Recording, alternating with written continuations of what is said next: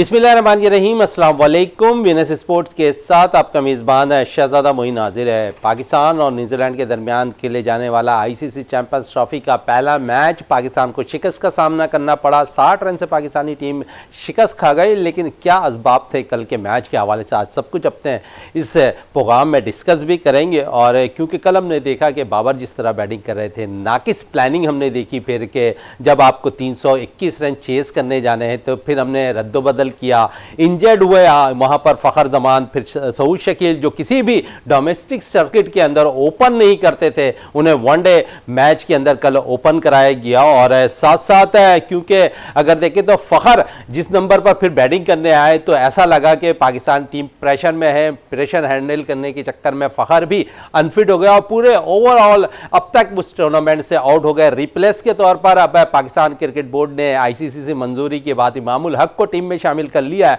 तो मसला आज भी एक ही है कि अब भी हम एक ही ओपनर के साथ ग्राउंड में नजर आएंगे। तो सब सूरत हाल पे बात रहेगी, कल के मैच के हवाले से भी बात करेंगे, क्या वजूहात थी कि पाकिस्तान को कल शिकस्त का सामना करना पड़ा, कहां पर हमने क्या क्या गलतियां की, वो सब कुछ आज अपने शो में बात रहेगी। और आज बांग्लादेश और इंडिया का मैच जारी है और इंडिया की टीम बैटिंग कर रही है, 200 प्लस रन स्कोर हो चुके हैं और 6 खिलाड़ी इनके आउट हो चुके हैं, इस पर भी बात रहेगी। लेकिन यहां पर बांग्लादेश ने अब तक बड़ी अच्छी बॉलिंग का मुजाहरा किया दुबई की विकेटों पर। आरिफ भाई साहब हमारे साथ यहां पर मौजूद हैं, उनसे गुफ्तगू रहेगी आज। और साथ साथ जावेद इकबाल भट्टी साहब हमारे साथ यहां तशरीफ रखते हैं। आरिफ साहब, एज ए स्पोर्ट्स एनालिस्ट कल के मैच को कैसा देखा आपने और क्या तज्जिया करेंगे, कहां हमारा झोल नजर आया कि हम वहां से जो है बैक की तरफ चले गए? स्टार्ट अच्छा था हमारा। बहुत शुक्रिया शहजादा मोइन साहब। स्टार्ट तो हमारा वाकई अच्छा था जब नकवी साहब ने इस कौम को बहुत बड़ी खुशी दी और ये कौम के लिए बहुत ज़्यादा बाइस फ़ख्र था जो हमने कमिटमेंट पूरी की पूरी दुनिया के अंदर के उन्होंने 4 महीने के अंदर इतने बड़े बड़े स्टेडियम्स टाइम पे तैयार कर दिए। तो एक तरफ जहाँ इस चीज़ की खुशियाँ थी, वहाँ पर यह पाकिस्तानी टीम की कारकर्दगी भी लम्हा फ़िक्रिया है। अगर आप देखेंगे 4-5 मैचेस में अगर आप देखें तो उसकी सिर्फ न्यूजीलैंड का अगर एक मैच निकाल दें, उसकी परफॉर्मेंस निकाल दें, तो उसमें ये तसलसल ये नज़र आ रहा है यहाँ पर परफॉर्मेंसेस का। अब कल के मैच के बारे में अगर आपने पूछा है तो कल के मैच में अगर शुरू के 10 ओवर में अगर ये 22 रन लाते हैं और आखिर के 10 ओवर में 122 रन दे देते हैं, तो फिर आप देखें कि मैच कहाँ पर खड़ा हुआ होगा वहाँ पर।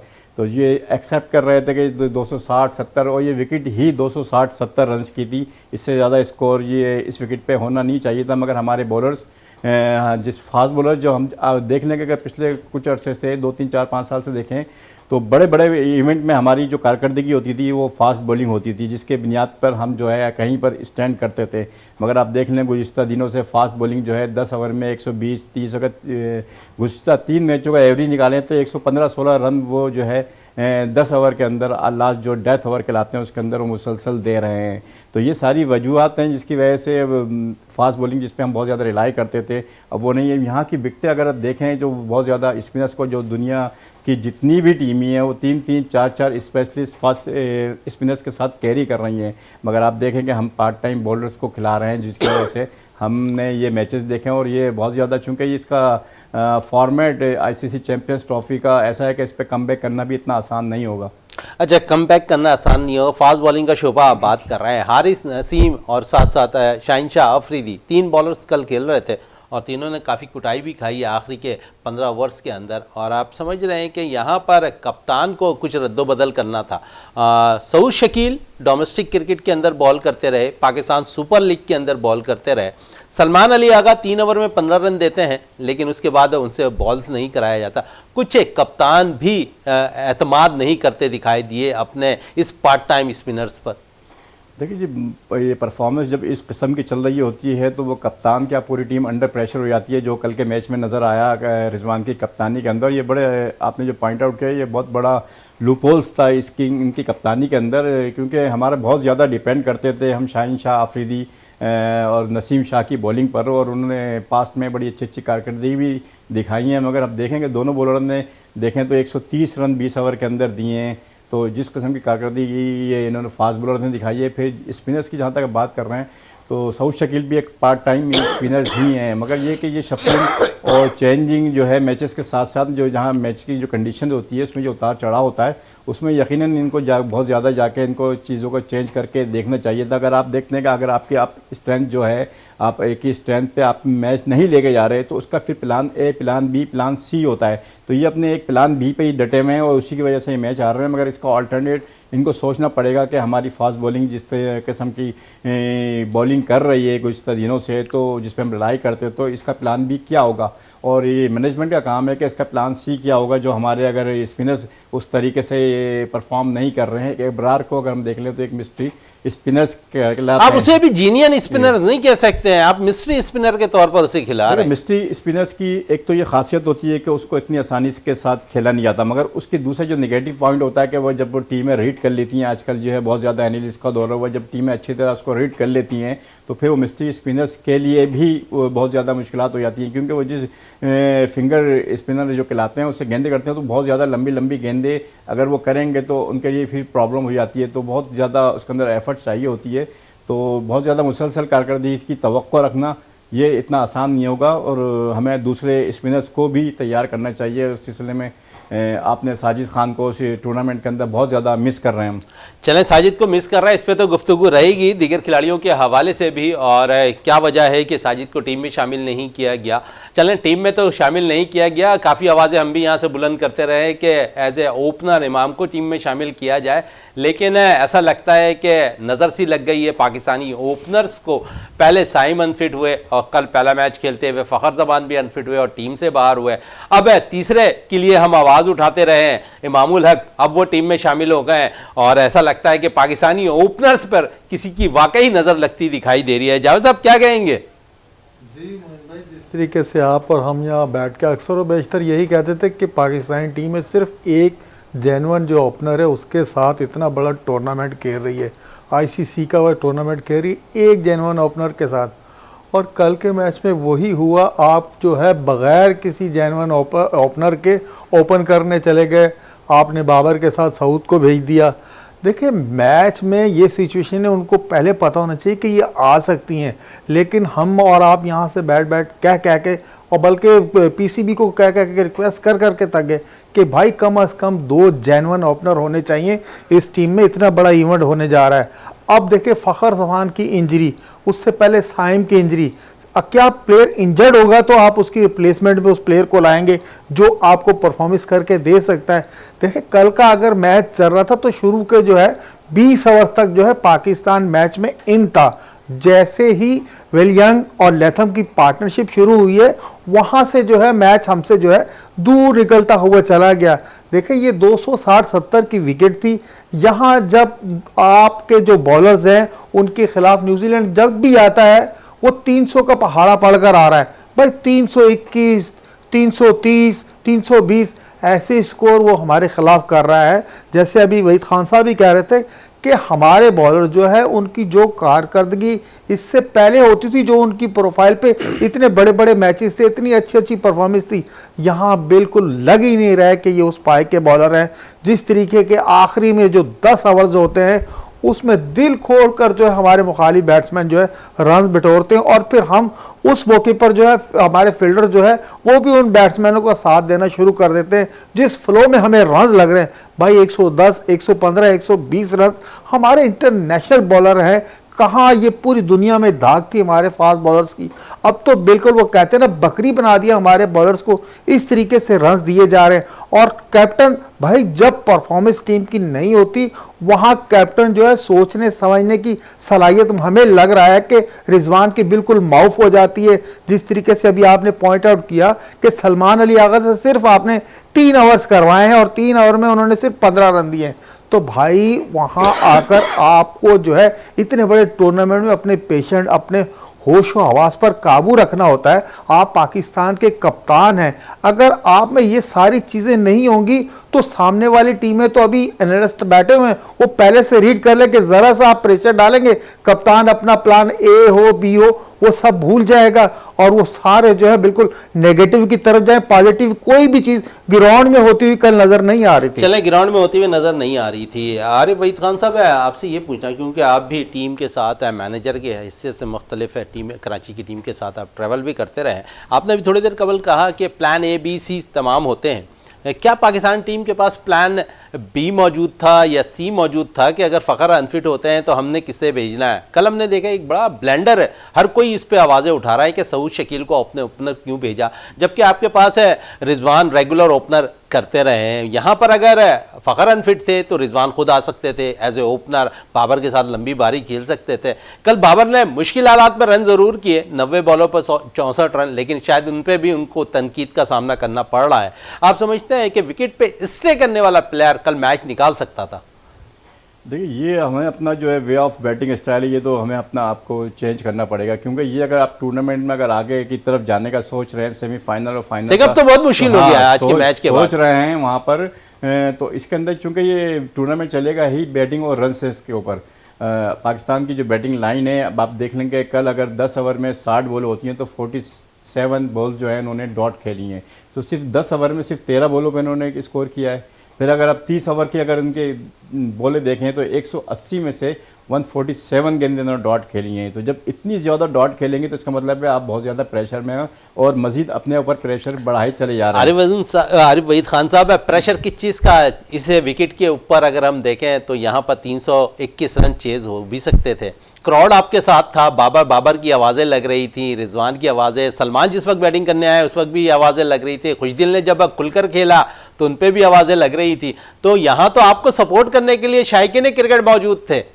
बिल्कुल, ये बड़ा होम ग्राउंड और होम क्राउड का बहुत ज़्यादा एडवांटेज होता है, जिसके अंदर परफॉर्मेंस थोड़ी सी इन्हेंस होती है, मगर इतनी ज़्यादा इन्हेंस नहीं होती कि आपने ओवरऑल जो सारी जो है परफॉर्मेंस को आपने चेक करना है। कल ये विकेट जो है जो जैसे रीड कर रहे थे कि 250, आप सब लोग भी बात कर रहे थे कि 250-60, और ये विकेट इतने ही की थी। देखिए, हमने बात की है वो पाकिस्तान टीम ने बनाया, हमने 260-70 की बात की, 260 रन पाकिस्तान ने बना दिए। ये है कि उन्होंने न्यूजीलैंड की टीम ने उस स्कोर को, उनको भी पता था कि पाकिस्तान की स्ट्रेंथ इस विकेट में 250-60 की है, तो उन्होंने उस जो एवरेज को और उस टारगेट को अपने 300 से ऊपर ले गए। वहाँ पर जब 300 से ऊपर चले गया तो पाकिस्तान की जो बैटिंग लाइन है, अगर आप ग्राउंड रियलिटी देखें और फैक्ट देखें तो पाकिस्तान के लिए बहुत मुश्किल होगा कभी भी 300 प्लस अगर रन होगा तो कुछ दिन कबल अभी हमने 353 रन चेस किए हैं सर। वो कभी कभी ही होता है सारा ये चीज़ें, क्योंकि हमारी परफॉर्मेंस में कंसिस्टेंसी नहीं है, तो ये कभी पाकिस्तान की परफॉर्मेंस तो ऐसी होती है ना कि सारी कभी सालों में अचानक चौका देने वाली कारकर्दगी, तो ये वो चौका देने वाली कारकर्दगी में से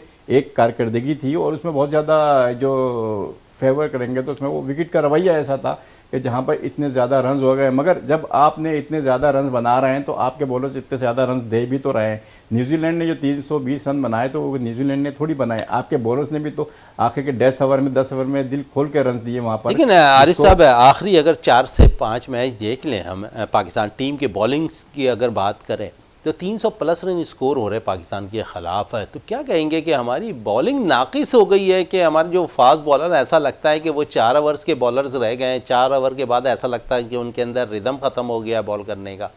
देखिए, मेन वजह ही यही है कि हम जो है मुसलसल 3-4 मैचों में 300 की ज़्यादा प्लस रन दे रहे हैं, और हमारी जो मेन जो फैक्टर है परफॉर्मेंस का, जो आगे भी रहेगा कि हम पाकिस्तानी टीम जो है फास्ट बॉलिंग पर ज़्यादा रिलाई कर दी है, और हमेशा से पाकिस्तान की जो फास्ट बॉलिंग थी वो पाकिस्तान को मैच में लेके आती थी। जैसे अगर पीछे अगर आप देख लें 2017 की भी चैंपियंस ट्रॉफी है तो उसमें मोहम्मद आमिर और हसन अली की बॉलिंग ही की वजह से हम फाइनल तक पहुँचे और फाइनल तक जीते।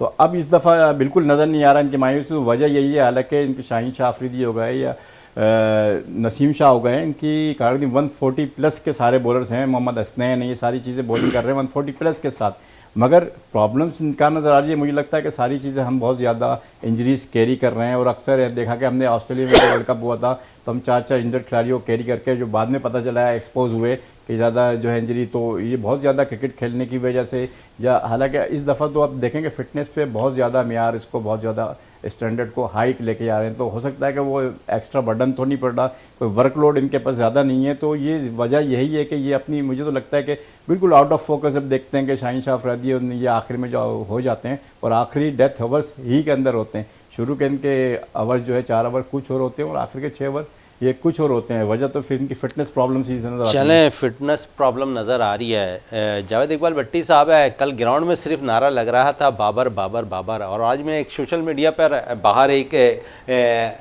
अंकल की बात सुन रहा था और उन्होंने सोशल मीडिया पे जो कहा कि मैं बाबर बाबर की आवाज़ें लगा रहा था, और जब बाबर की आवाज़ें लगती थी, जब बॉल उनके पास आती थी तो वो टक करके रोक देते थे। तो बड़ा अच्छा वो आज सोशल मीडिया पे हिट हुई है वो चीज़ें।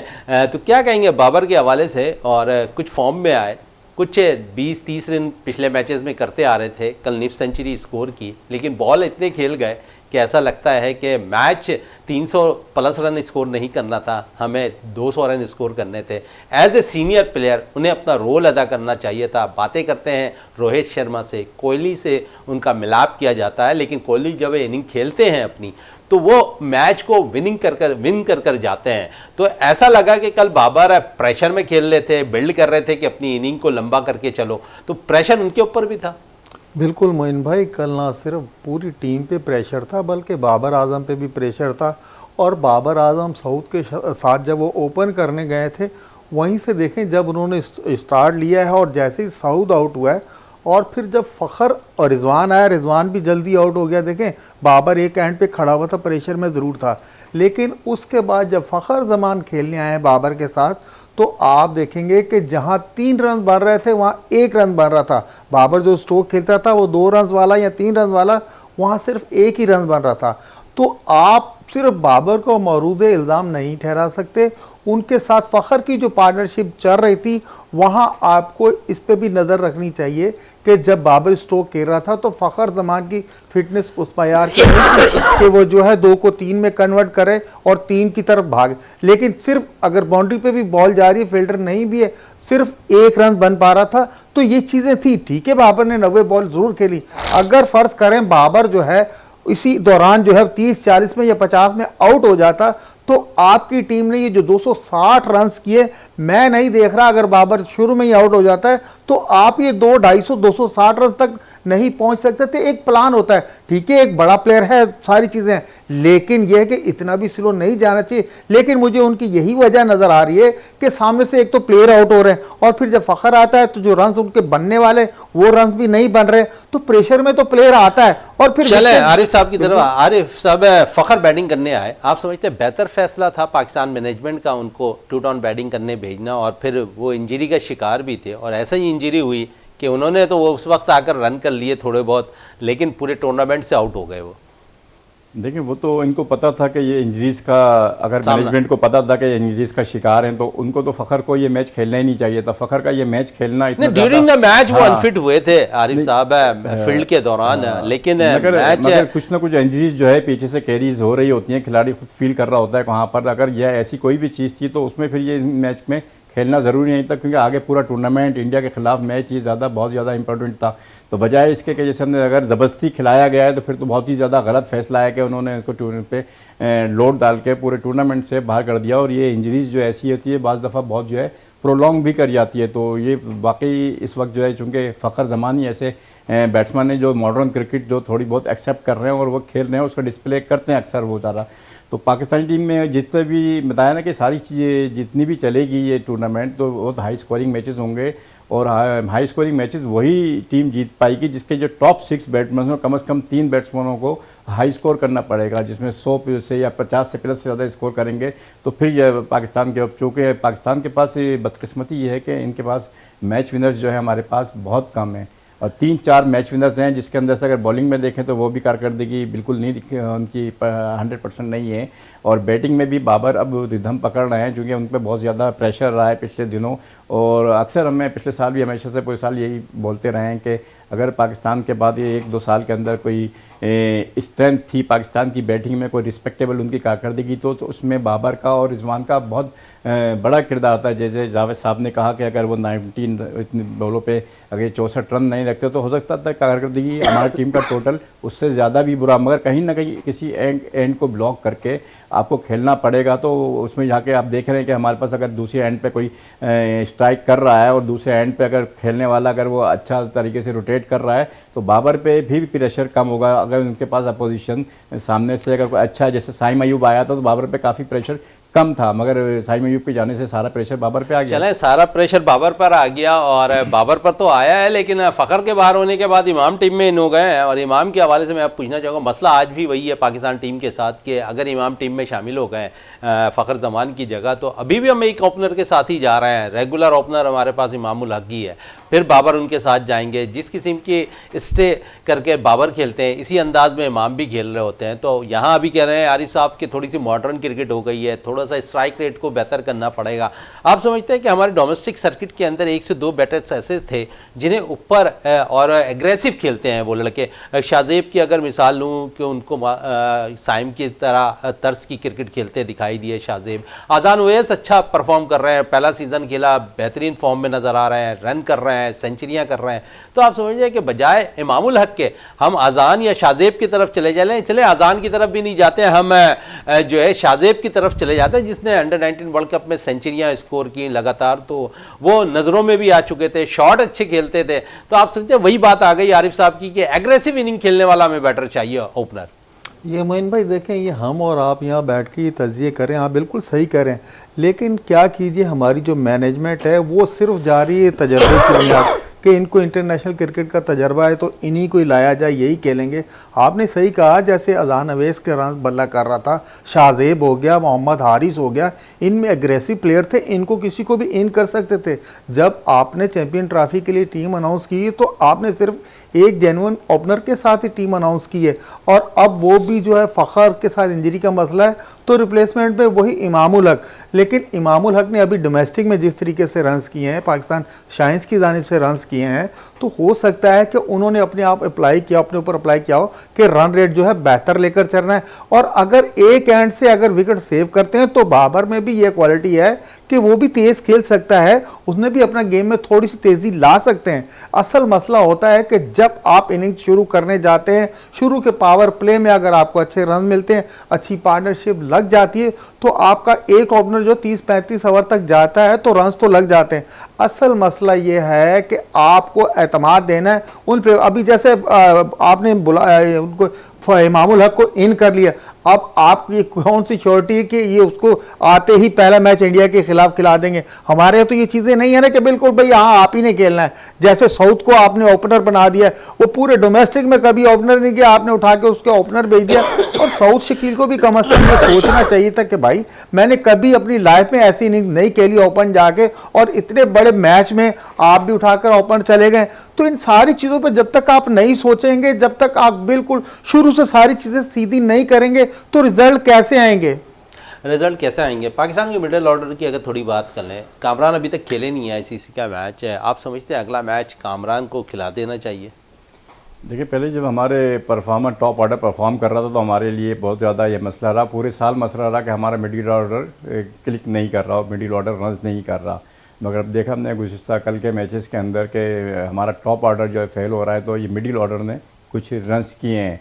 तो जब ये रन्स किए हैं तो फिर इन्हीं रन्स के साथ, इनकी परफॉर्मेंस के साथ इन्हीं को कॉन्फिडेंस देना चाहिए कि मिडिल ऑर्डर में एक बड़ी अच्छी इंडक्शन जो है सलमान अली आ गए, जो मुसलसल परफॉर्म कर रहे हैं, ताहिर है, अच्छी परफॉर्म कर रहे हैं, तैयब ताहिर हैं। ये थोड़ा सा मिडिल ऑर्डर हमें लगता है, मगर यही है कि बात आती है फिर जो इनकी जो स्टैंडर्ड जो होता है पाकिस्तान की जो क्रिकेट का, हम जिस पे हमेशा से बात करते हैं उसमें बहुत ज़्यादा इंटरनेशनली गैप नज़र आता है। हमारे यहाँ के जो डोमेस्टिक के जो टॉप परफॉर्मर होते हैं, फिर वो इंटरनेशनल के जाके क्रिकेट को मीट करते हैं, उसमें बहुत ज़्यादा गैप हो जाता है, जिसकी वजह से इनकी परफॉर्मेंस होती है। मगर इस वक्त अगर एक परफॉर्मेंस कोई कर रहा है तो मिडिल ऑर्डर को, तो मगर मिडिल ऑर्डर का काम मैच को फिनिश करना नहीं, फिनिश कर सकते हैं उसे, मैच को बनाना। फिनिशर हमारे पास कब आएंगे? हम देखते हैं रज़ाक भी हमारे पास मैच फिनिशर थे, आफरीदी मैच फिनिशर थे, अजहर महमूद मैच फिनिशर थे।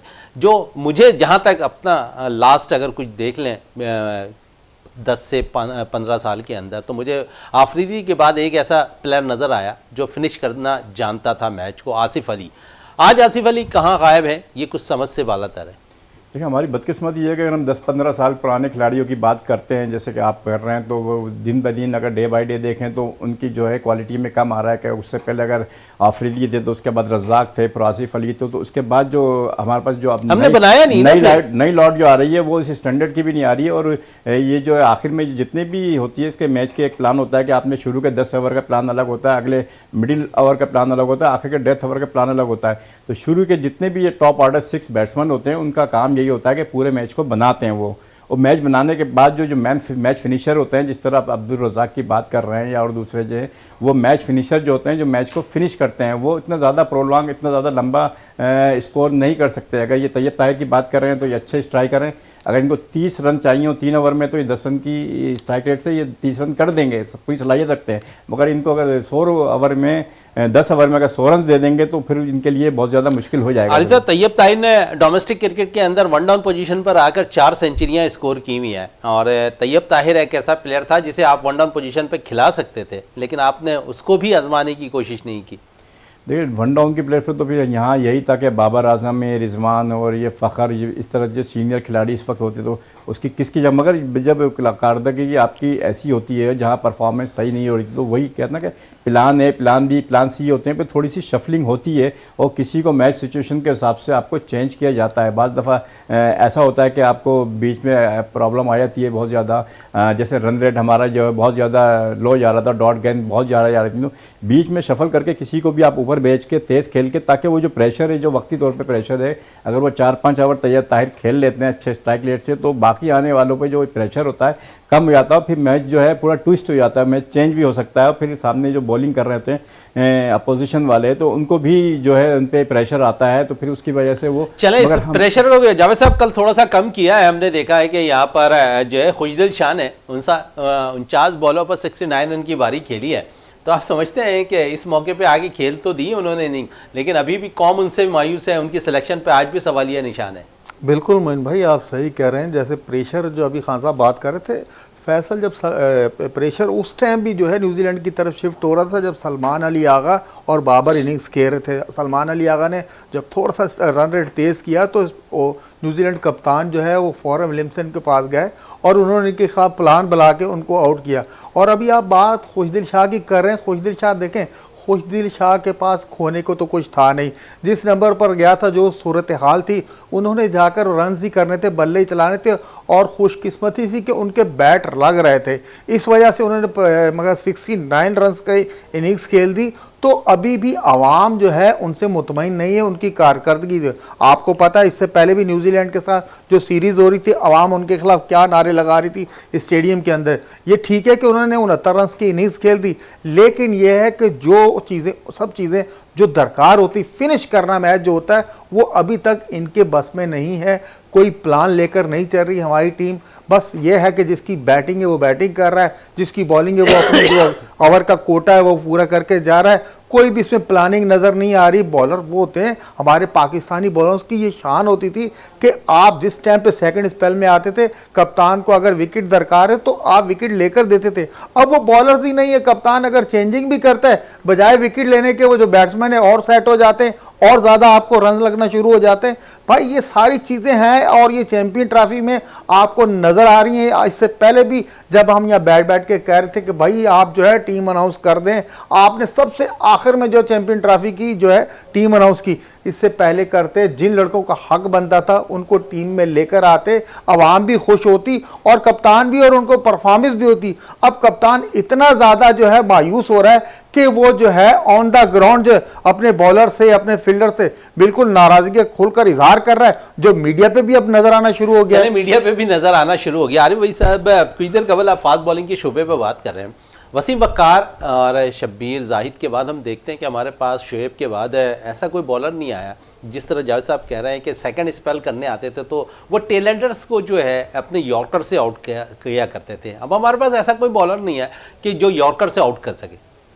देखिए पाकिस्तान की खुशकिस्मती कह लें कि पाकिस्तान के पास हमेशा से, हालांकि यहाँ पर बिल्कुल डेड विकेटें, जिसको मैं हमेशा से कहता हूँ कि यहाँ बहुत ज़्यादा सब स्टैंडर्ड विकेटें डोमेस्टिक के अंदर यूज़ होती हैं, मगर उसके बावजूद भी पाकिस्तान के पास हमेशा से फास्ट बॉलर जो हैं अच्छे रहे हैं। और शुरू से अगर देखें तो वसीम और वक़ार की जो है पेयर था, उसके बाद ये अभी भी जो हमारे पास जो पेयर है शाहीन शाह अफरीदी और नसीम शाह, ये भी दुनिया के अच्छे बेस्ट बॉलिंग में से आते हैं यहाँ पर। अब चूँकि इनकी कारकर्दगी नहीं हो रही है और ये अपनी टीम कारकर्दगी से टीम को जिता नहीं पा रहे, तो वो एक अलग है। मगर एक जो इनकी जो क्लास होती है, एक जो आप कहते हैं कि क्लास जो है आपकी परमानेंट होती है और ये जो है परफॉर्मेंस जो टेम्प्रेरी होती है, तो ये क्लास तो नहीं शो की। अब ये है कि हमारे पास जो खिलाड़ी हैं, जो इनको जो है अब हार जीत एक खेल का हिस्सा है। जो ज़्यादा अच्छा खेलेगा। हम पाकिस्तान की कारकर्दगी पे तो बात कर रहे हैं कि बहुत ज़्यादा बुरी की, मगर हम देखें दूसरी तरफ न्यूजीलैंड की कारकर्दगी जो उन्होंने अच्छा बड़ा प्लान के साथ न्यूजीलैंड आई है इस दफा इन्होंने खेलने, खेली कि मेरा उसकी भी ख्याल बात में करनी अब तक चाहिए। जितने मैचेस हमने देखे न्यूजीलैंड की टीम के, बड़े प्लान के साथ वो मैच में उतर रहा है ग्राउंड में। देखिए जिस किस्म की आप देख रहे हैं कि न्यूजीलैंड की कारकर्दगी 3-4 मैचेस में से हैं, जो प्रोफेशनलिज्म इस वक्त सबसे ज़्यादा न्यूजीलैंड की टीम नज़र आ रहा है, तो उसके बावजूद भी हम बहुत ज़्यादा तवक्को करें कि वो पाकिस्तान की टीम न्यूजीलैंड से जीत जाएगी। ये हमारी एक ख्वाहिश होती है दिल की, मगर ग्राउंड रियलिटी अलग होती है। चूँकि हम यहाँ पर जो है स्पोर्ट्स एनालिस्ट हैं, हम ग्राउंड रियलिटी पे बात करते हैं, हम जज्बात पे या शायकीन क्रिकेट नहीं है कि उसमें बात करें। तो उसकी अगर ग्राउंड रियलिटी देखें, जो 3-4 मैचों की कारकर्दगी देखें और ऑन पेपर जो अगर आप न्यूजीलैंड की टीम को देखें, तो वहाँ पर जिस किस्म के उनके बैट्समैन, जिस किस्म के बॉलर्स और जिस किस्म के उनके कप्तान कारकर्दगी दिखा रहे हैं, तो उसमें पाकिस्तानी टीम के लिए बहुत मुश्किल होता। मगर हार जीत से हट के इनको अपना इम्पैक्ट दिखाना चाहिए था। बड़ी अच्छी बात कि इम्पैक्ट दिखाने के लिए आपको डोमेस्टिक खेलना बहुत ज़्यादा ज़रूरी होता है। और जितने बॉलर्स पाकिस्तान ने इस वक्त सेलेक्ट किए हैं पाकिस्तान टीम के लिए, ना ही शाहीन डोमेस्टिक क्रिकेट खेलते हैं, ना ही नसीम डोमेस्टिक क्रिकेट खेलते हैं, ना ही हसनैन डोमेस्टिक क्रिकेट खेलते हैं, ना ही हारिस डोमेस्टिक क्रिकेट खेलते हैं।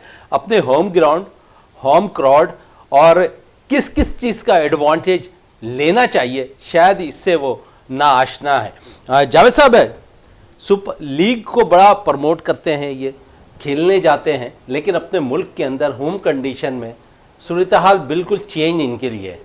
मोइन भाई अभी आपने 2 लफ्ज़ों में तो सारी चीज़ें खुद बता दी ना कि भाई जो डोमेस्टिक खेलेगा उसे पाकिस्तान की विकेटों के बारे में, पाकिस्तान के मौसम के बारे में और पाकिस्तान के जो प्लेयर्स जैल होकर एक साथ खेल रहे हैं, ये सारी चीज़ें तो उनके पास है नहीं। वो तो लीग्स खेलने जो है वो बैरून मुल्क चले जाते हैं, कोई ऑस्ट्रेलिया चला जाता है, कोई बांग्लादेश चला जाता है, कोई USA चला जाता है, कोई वेस्ट इंडीज़ चला जाता है। भाई जब तक आप जो है डोमेस्टिक को इज्जत नहीं दोगे, डोमेस्टिक नहीं खेलोगे, आपको यहाँ का वेदर, यहाँ की विकेट्स के बारे में, अभी आप जो है हमारे डोमेस्टिक के कोई भी एक बॉलर उठा के जो है टीम में डाल दे, इनसे अच्छी वो कारकर्दगी देगा। क्यों कि वो डोमेस्टिक से खेलता हुआ आ रहा है। वसीम जूनियर को आप खिला दें, वो डोमेस्टिक खेलता है, वो भी आपको कारकर्दगी दे देगा। असल मसला जैसे अभी आपने बताया कि भाई इनकी पहली प्रायोरिटी नहीं है कि पाकिस्तान में खेलना है, डोमेस्टिक की अपनी शान के खिलाफ समझते हैं। और 2-3 हमारे बैट्समैन में, जिसमें बाबर आजम हो गया, ये भी डोमेस्टिक नहीं खेलते, रिजवान है वो भी अब डोमेस्टिक नहीं खेलता। तो इन सारी चीजों पे पाकिस्तान क्रिकेट बोर्ड को सोचना चाहिए। भाई अगर हमारे मुल्क में ये सारा इतना बड़ा इवेंट हो रहा है और हमारी टीम कहां खड़ी हुई है, भाई क्या कहेंगे इस पे, इसी डोमेस्टिक के हवाले से? डोमेस्टिक की हमेशा से बात होती है कि डोमेस्टिक क्रिकेट को रिस्पेक्ट दो, डोमेस्टिक क्रिकेट ज़्यादा से ज़्यादा खेलने चाहिए। मगर मेरा नुक्ता नज़र थोड़ा सा अलग है। मैं कहता हूँ कि डोमेस्टिक क्रिकेट का जो मेयार है, जो उसकी क्वालिटी है, उसको इम्प्रूव करना चाहिए, क्वांटिटी पे नहीं चाहिए। अभी नकवी साहब जो हैं, उनकी पूरी टीम जो है, मैंने देख रहा हूँ कि बहुत ज़्यादा वो उनकी इंटेंशन है कि क्रिकेट ज़्यादा से ज़्यादा कराए, मगर वो भी जो है क्वांटिटी की तरफ ज़्यादा जा रहे हैं कि ज़्यादा से ज़्यादा क्वालिटी की तरफ नहीं, क्वालिटी की तरफ वो नहीं आ रहे। और क्वालिटी की तरफ जाने के लिए हमेशा से मैं कहता हूँ कि अपने इंफ्रास्ट्रक्चर आप बेहतर करें। बाहर दूसरी टीमों की अगर हम बात करते हैं, दुनिया की बात करते हैं, तो उन जैसे ग्राउंड बनाएं जो कि अब थोड़े बहुत नजर आए। अच्छा, फाइनल हमने कायद-ए-आज़म ट्रॉफी का देखा, एक ऐसी विकेट बना दी गई जिसमें बैटर्स ढेर हो गए। देखिए मैं कायद-ए-आज़म ट्रॉफी में मैं खुद कराची ब्लूज़ का मैनेजर था और शायद बड़े अफसोस के साथ कहना पड़ता है कि जितना इस दफ़ा स्टैंडर्ड इसका लो था कायद-ए-आज़म ट्रॉफी का, पिछली कभी भी इतने कायद-ए-आज़म ट्रॉफी पाकिस्तान का सबसे बड़ा टूर्नामेंट, तो बहुत सबसे ज़्यादा रिस्पेक्टेबल टूर्नामेंट हुआ करता था, बल्कि है। तो उसका सबसे ज़्यादा अगर उसी का स्टैंडर्ड इतना लो हो जाएगा तो फिर बाकी अब हम क्रिकेट कैसे इम्प्रूव करेंगे। मैंने कहा था कि इंफ्रास्ट्रक्चर की, तो इंफ्रास्ट्रक्चर ये नहीं है कि आपने नेशनल स्टेडियम, कज़ाफ़ी स्टेडियम और दूसरे अपने स्टेडियम अच्छे बना दिए, मगर आप बाकी जो पूरे शहर के ग्राउंड्स का हाल देखें कि यहाँ ग्राउंड दिन ब दिन कम होते चले आ रहे हैं, दिन ब दिन कम होते जा रहे हैं। तो क्रिकेट कैसे इंप्रूव होगी? यहाँ जो क्लब क्रिकेट है या जो डोमेस्टिक क्रिकेट है, उनके पास खेलने के लिए ग्राउंड नहीं है। कराची के अंदर इतनी ज़्यादा इस वक्त क्रिकेट हो रही है, मगर वहाँ पर ग्राउंड्स अवेलेबल ही नहीं है, और जो अवेलेबल है उनका मेयार जो है आपका स्टैंडर्ड नहीं है। तो मैं ये कहता हूँ कि जिस तरह इन्होंने नकवी साहब ने और जिस तरीके से ये बहुत कीन इंटरेस्टेड हैं और बहुत ज़्यादा पॉजिटिव नज़र आए क्रिकेट को इम्प्रूव करने के लिए, तो वो थोड़ा सा तवज्जो इस पर भी दें कि ये जो हमने ग्राउंड बना लिए हैं अच्छे, एक तो ये कि उनको अच्छी तरीके से मेंटेन किया जाए। हमारी एक चीज़ बन जाती है, मेंटेन उनको इतनी नहीं होती है। और फिर जो बाकी जो उसके इन चीज़ों के अंदर काम रह गए हैं, उसको चैंपियंस ट्रॉफी के बाद उन कामों को भी कंप्लीट किया जाए। और कराची के या पूरे पाकिस्तान के जितने भी क्लब लेवल के ग्राउंड्स हैं, इन पे भी तवज्जो है। जैसे तौकीर जिया साहब के ज़माने के अंदर उन्होंने जो है पूरे पाकिस्तान को 60 से ज़्यादा ग्राउंड जो है उन्होंने बनाकर दिए थे, जिसमें कराची में 5 ग्राउंड दिए थे। तो उस वक्त कराची में ग्राउंड का मेयार थोड़ा सा बेहतर हुआ था। तो सबसे पहले यही है कि जब तक आप ग्रास रूट लेवल पे, क्लब लेवल पे और इन पे ग्राउंड्स पे, इंफ्रास्ट्रक्चर पे जब तवज्जो नहीं देंगे तो हमारी क्रिकेट दिन ब दिन जो है पीछे ही चली जाती है। चलें, दिन ब दिन क्रिकेट पीछे ही चली जाएगी। जावेद साहब, बड़ा इंपॉर्टेंट मैच पाकिस्तान इंडिया का खेला जाना 23 तारीख को, लेकिन आज इंडिया भी एक इंपॉर्टेंट मैच खेल रही है बांग्लादेश के ख़िलाफ़। पाकिस्तान पूल के मैच है और इंडिया की टीम इस वक्त थोड़ी सी मुश्किलात का शिकार है। बांग्लादेश के ख़िलाफ़ गो के रन कम उन्होंने बनाए हैं। आप समझते हैं कि बांग्लादेशी बैटर्स इस रन को चेज़ कर लेंगे? दूं कि बांग्लादेश ने पहले बैटिंग की है और पहले बैटिंग करते हुए जब तक हम प्रोग्राम स्टार्ट करें तकरीबन 220 रन्स कर लिए थे। और फिर बांग्लादेश की टीम की आप बैटिंग स्ट्रेंथ देखें, जितने उनके बड़े नाम थे 39 रन पे उनके 5 के 5 प्लेयर आउट हो गए। और उसके बाद जो उन्होंने पार्टनरशिप ली है तो उन्होंने तकरीबन 150-60 की पार्टनरशिप की है 7वें 8वें नंबर के बैट्समैनों ने। और फिर बांग्लादेश अब जो टोटल देगा और जिस तरीके से बांग्लादेश के पास भी स्पिन वैरायटी बॉलर्स बहुत ज़्यादा, गो के कोई बड़े नाम नहीं है, लेकिन ये कि उनकी कारकर्दगी बहुत अच्छी है। लेकिन आपको पता है कि इंडिया की जो साइड है, ठीक है, वो बड़ी साइड है। और जिस तरीके से ये इंडिया की टीम ने जो अपने बॉलर से शुरू में 39 पे 5 आउट कर दिए थे बांग्लादेश के, तो लग ऐसे ही रहा था कि 70-80 पे जो है बांग्लादेश की इनिंग सिमट जाएगी। लेकिन अब वहाँ जो है इंडिया के जो बॉलर्स हैं वो भी एक्सपोज हो गए कि भाई अगर वो उनके नीचे के नंबर्स के आकर बैट्समैन इतनी बड़ी पार्टनरशिप लगा सकते हैं। कहाँ हम सोच रहे थे कि 100 के अंदर अंदर टीम आउट हो जाएगी और अब वो 200 प्लस चली गई है।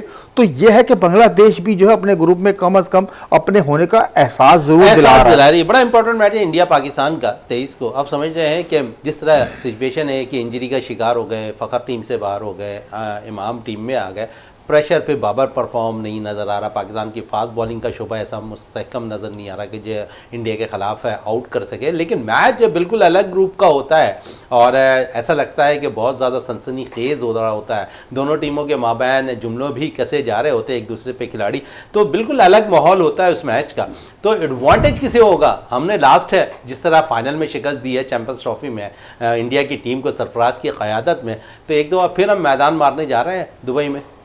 देखो लास्ट 2017 में तो यकीनन हमने इंडिया की टीम को बहुत अच्छे तरीके से उनको हराया था, मगर उस वक्त क़यादत भी दूसरी थी, उस वक्त खिलाड़ी भी दूसरे थे। तो बहुत ज़्यादा चीज़ें चेंज हो गई हैं और ये स्पोर्ट्स ऐसा है कि हमें पास्ट की बात तो नहीं करनी चाहिए कि पास्ट में उतनी सारी चीज़ें हैं। अभी हमारी करंट परफॉर्मेंस क्या है, तो इसका जो फैसला होगा पाकिस्तान और इंडिया के मैच का, ये करंट परफॉर्मेंस पे होगा कि इंडिया की टीम अभी करंट परफॉर्मेंस क्या कर रही है। अभी इंग्लैंड को अगर देखें तो उसने 8 में से 7 मैच इंडिया ने उनको इंग्लैंड को हराया। इतनी अच्छी जो मॉडर्न क्रिकेट की टीम और इस वर्ल्ड कप की भी बहुत अच्छी टीमों में आती है, तो ये उनकी कारकर्दगी थी। और ये दूसरी तरफ पाकिस्तान की कारकर्दगी देख लें, कारकर्दगी के बाद ये पाकिस्तान के साथ जो थोड़े प्रॉब्लम आ गए, फ़खर जमान और ये दूसरी चीज़ें के इंजरीज आ गई हैं, ये एक एक्स्ट्रा बर्डन तो फास्ट बॉलिंग का परफॉर्म ना करना, फिर पाकिस्तान का परफॉर्म तो देखें यहाँ तो अगर ग्राउंड रेडी देखें तो पाकिस्तान के लिए सारी चीज़ें नेगेटिव जा रही हैं। मगर इसके बावजूद जो पाकिस्तान और इंडिया का जो माहौल होता है उस दिन मैच का, वो बिल्कुल अलग होता है। वो ऐसा नहीं है कि अगर किसी कारकर्दगी का इंडिया की टीम बहुत अच्छा परफॉर्म कर रही है तो उस दिन वो अच्छा परफॉर्म करेगी। ये पाकिस्तान टीम बहुत बुरा परफॉर्म है, क्योंकि ये एक्स्ट्रा एनर्जी होती है, बहुत ज़्यादा पैशन के साथ दोनों टीमें खेलती हैं। और इसी पैशन के टीम में बहुत ज़्यादा जिसने प्रेशर ले लिया, जिसने अपने पैशंस को काबू रखा, वही ज़्यादा करेंगे। और ये हमारे लिए परफॉर्मेंस कुछ नहीं है कि अगर हमारे पास जो टॉप ऑर्डर के जो 2, 4, 5, 6 बल्लेबाज हैं, अगर ये बड़ी इनिंग्स खेलें, बाबर आजम अपनी जिम्मेदारी पूरी करें, सलमान अली आगा हैं, रिजवान हैं, कि ये 3-4 खिलाड़ी में से भी अगर 2-3 खिलाड़ी भी बड़ी इनिंग्स खेल जाते हैं तो इंडिया पे बहुत ज़्यादा प्रेशर हुआ। क्योंकि जिस टीम को ज़्यादा प्रॉब्लम होती है, जिसको कम रेट किया जाता है, उस पर इतना प्रेशर नहीं होता। जिस पे बहुत ज़्यादा हाईलाइट किया जाता है कि इसकी परफॉर्मेंस बहुत ज़्यादा, प्रेशर उसके ऊपर ज़्यादा होता है। चले, प्रेशर उस पर होता है। इमाम टीम में खेलेंगे और पहला मैच ही खेलेंगे इंडिया के खिलाफ है, तो प्रेशर इमाम पर भी होगा। बिल्कुल मोहन भाई, देखिए प्रेशर बड़े मैच का होता है, लेकिन ये है कि जब इंडिया से हमारा मैच होने जाता है उस दिन हम मैच नहीं खेलते, हमारे जो प्लेयर्स होते हैं उनके जज्बे लड़ते हैं। इंडिया से एक अलग ही माहौल होता है उस दिन। आपको पता है कि हर प्लेयर चाहता है कि मैं जो है पूरे पाकिस्तान की नज़र में हीरो बन जाऊं, कोई ऐसी परफॉर्मेंस दूं। तो इंशाल्लाह हमें अच्छे की उम्मीद रखनी चाहिए। क्योंकि इंडिया की परफॉर्मेंस जो है बहुत अच्छी जा रही है, हमारी वो परफॉर्मेंस नहीं है। लेकिन जिस दिन हमारा इंडिया से मैच होगा, हम सारी चीज़ें बोल के हमारे जो जज्बे हैं वो लड़ेंगे।